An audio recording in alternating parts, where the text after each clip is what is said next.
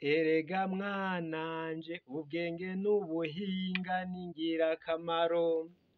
Ubwenge n'ubuhinga ni ngirakamaro. Ako karimbo ngira muca mukibuka igihe twariko turerekana impuzu y'igiti.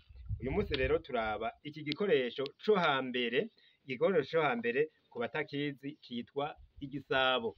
Igisabo rero nico bakoresha mu guterera amata. Urumva yuko bari abahinga abo hambere, iki nico bakoresha mu guterera amata. Murabona kirafise umufundikizo. Uyu mufundikizo rero, umufundikizo w'igisabo witwa intumwa canke integerezwa.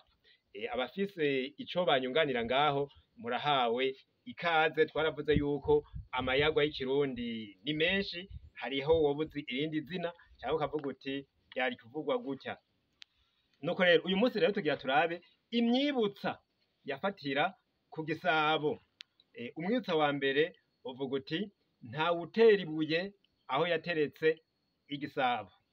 Uwo ni umwibutsa wa mbere. Umwibutsa wa kabiri nawo bavuga ati iyikuvye ku gisabo ntiyicwa. Iyo niyo myibutsa rero ibiri ndabashikirije. Hakaba n'umuhinga w'umurundi yahinyanyuye akaririmbo karimo umwibutsa avuga ati ntawutera ibuye aho yateretse igisabo, kirezi c'umugenzi.